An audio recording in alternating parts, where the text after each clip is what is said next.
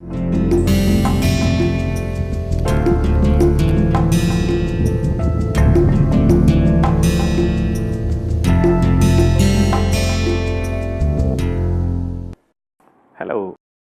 welcome to Advanced Composites.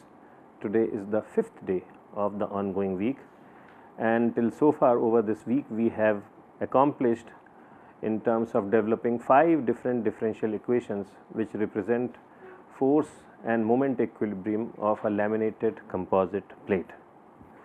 So, once again I will very quickly write down these equations.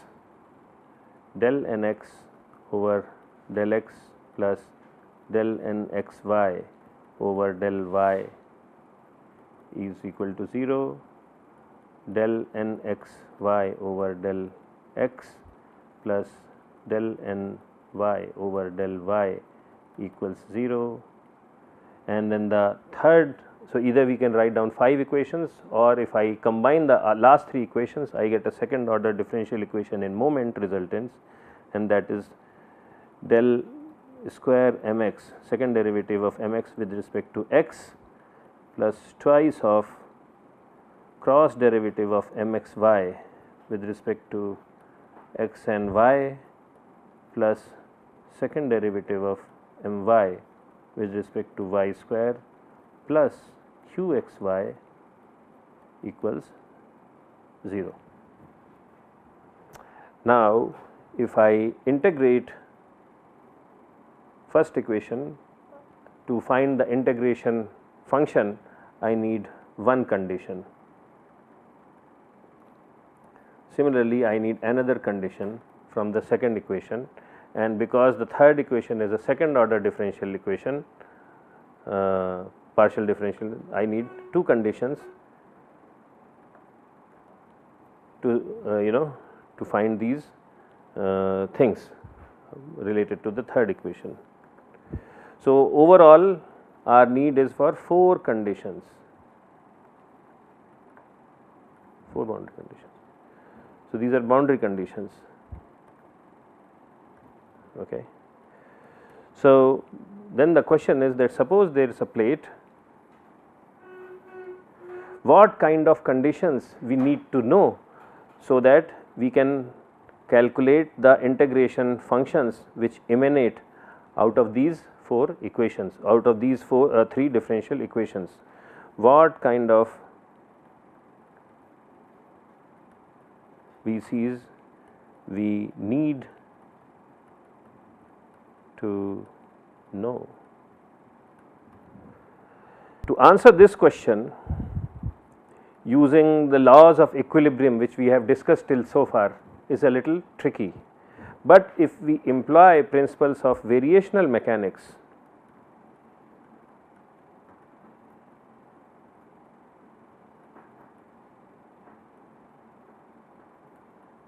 then these boundary conditions come logically out of variational principles.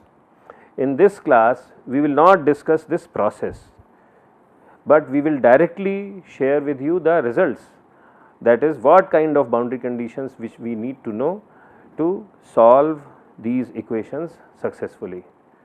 But if you are interested in how we came to these boundary conditions or the definition of these boundary conditions, I will strongly recommend that you familiarize yourself with this variational mechanics principles and then use those variational mechanics principles to again derive equilibrium equation for this plate, and then you will see that these conditions which I will cite now, they will naturally flow out of the process. So, let us look at what are the boundary conditions. So, before we talk about this, we will have a reference picture. Okay. So, this is edge 1, this is edge 2, this is edge 3, and this is edge 4 of the plate. And the way we have always specified, the origin is located at the center of the plate, and this is my y axis, excuse me, the y axis is in this direction.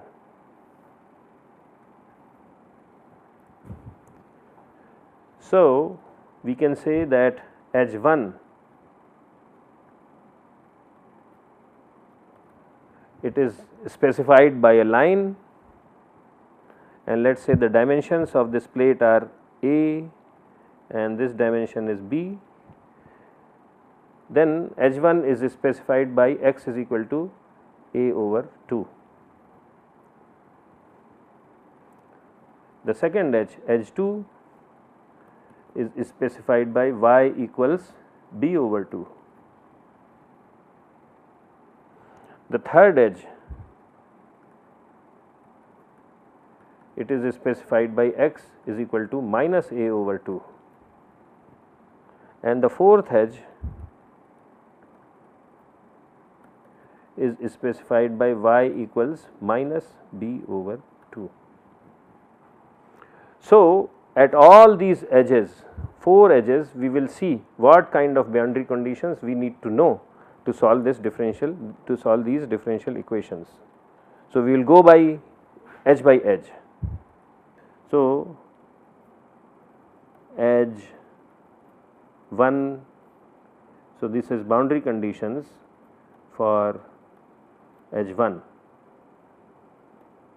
and what is this edge 1? X is equal to A over 2. Okay. And as we said, at each edge we have to know how many boundary conditions? 4 boundary conditions. So, we list those 4 boundary conditions. Okay. So, BC number 1, boundary condition 1. Okay. And first I will write it and then I will explain, because this involves some slightly different terminology.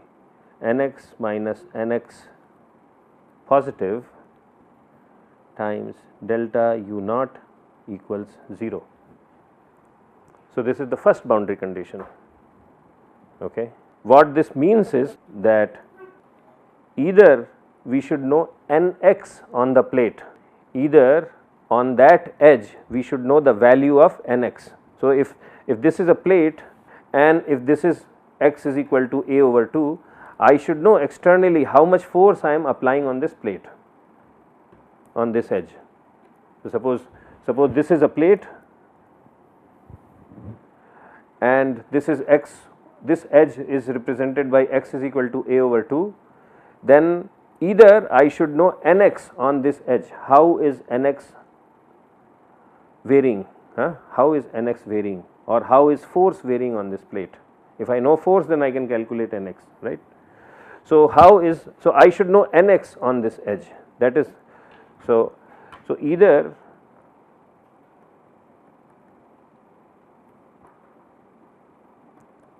I should know Nx on the edge,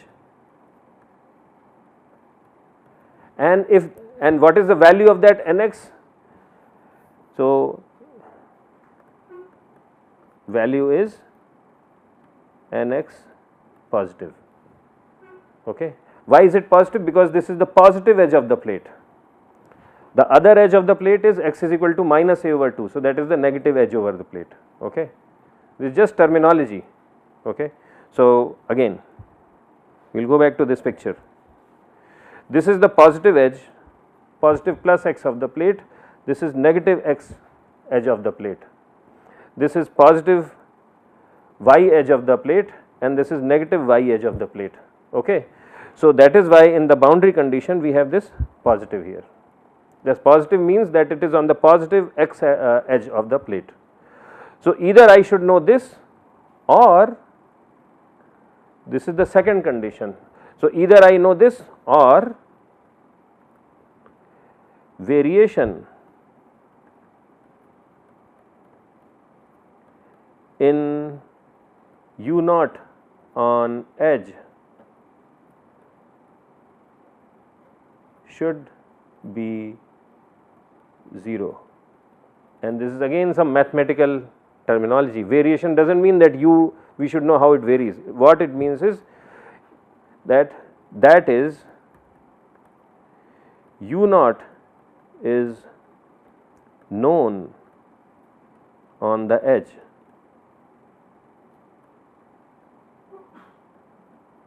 U naught is known on the edge. Okay. So, an example, suppose this is the positive x edge of the plate, then on this edge I should know at all the points on the mid plane either the values of nx, and what will that value I will designate as nx plus, or I should know u naught on this edge. I cannot specify both because I will never know both.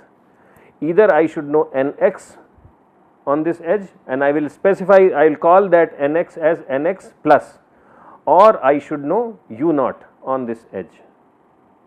Okay. This is, so either I know nx or I know u naught. If I know u naught, then u naught will not vary because I have prescribed it. So that is why we say its variation is 0. So if I say u naught is 5 millimeters on this edge, it does not have to be 0. If u naught is 5 millimeters, then I have specified u naught, which means that the variation of u naught on that edge is 0. Okay. So this is the first boundary condition. The second boundary condition, BC2, is nxy minus nxy plus times delta v naught is equal to 0. What does this mean? Either nxy is known on edge or variation in mid plane displacement v naught on edge is 0, that is v naught is known on edge. Okay. So we are still talking about the second edge, we are still talking about the first edge, which is x is equal to a over 2. On each edge we will have 4 boundary conditions. This is the first boundary condition. The first boundary condition says nx minus nx plus times delta u naught, or variation of u should be 0. The second boundary condition we have to know is that either we should know what is nxy on this edge, what is the value of nxy. If we know the value of nxy, then this thing in the bracket will become 0 because nxy will be nxy plus.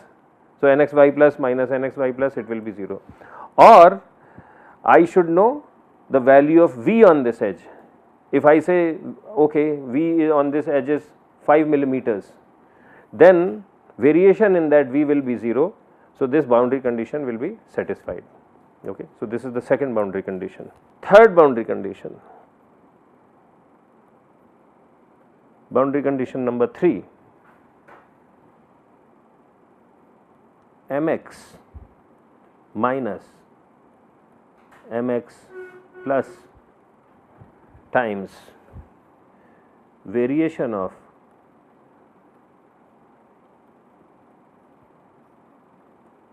zero. Variation of slope in dw dx is 0. What does that mean? It means either mx is known on edge or, so this symbol designates variation, this symbol designates variation. Okay. So or variation in del w naught over del x is 0, that is del w naught over del x is known. Okay. So again, third boundary condition, either on this edge I should know what is the moment in x direction. Moment in x direction is this moment, Either I should know what is the bending moment in this direction, or I should know what is the slope of this plate at this edge in x direction. So, this is like in a beam. When you talk about a beam, either you specify at the end at a point either the moment or the slope. The same conditions are coming out here. And the fourth condition, and that is a little different and also a little bit tricky. Fourth condition. So, this is a little long condition, del mx over del x plus 2 del mxy over del y minus qx plus del mxy over del y times del w naught equals 0. Oh, so and this is plus and this is plus. Now, what this means is, so first I will give a name to this. This entire term in this bracket is called Kirchhoff shear.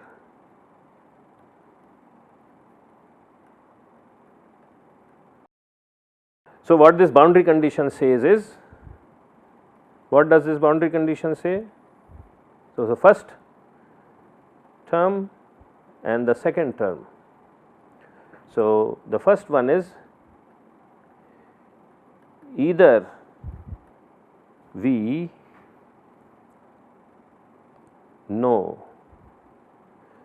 the total vertical shear force resultant on this edge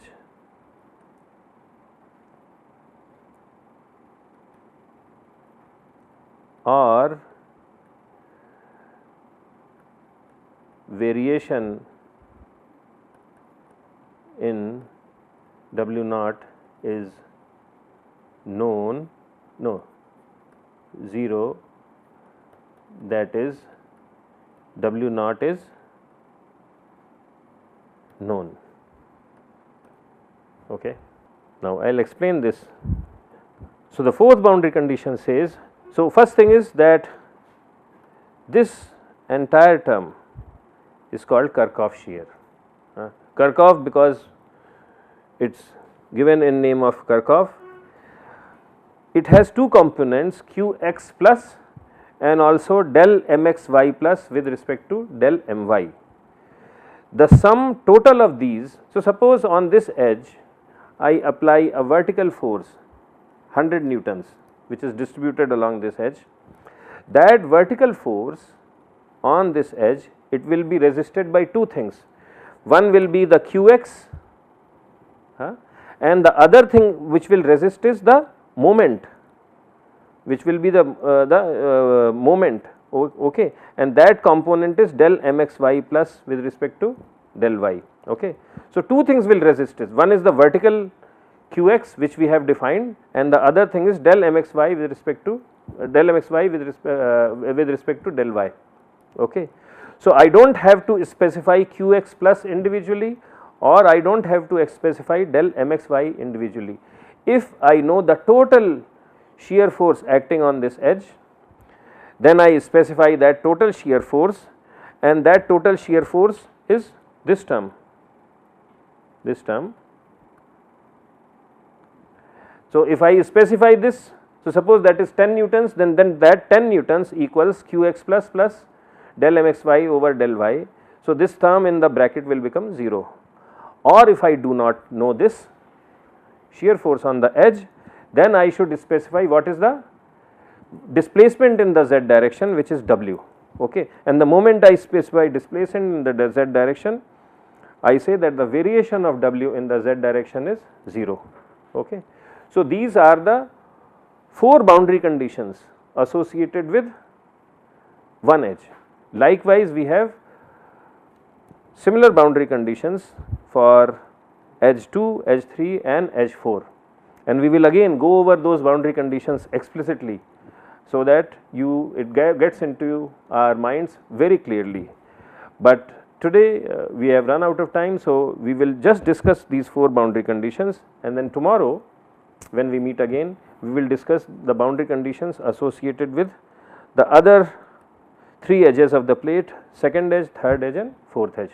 So that concludes our discussion, and I look forward to seeing you tomorrow. Thank you.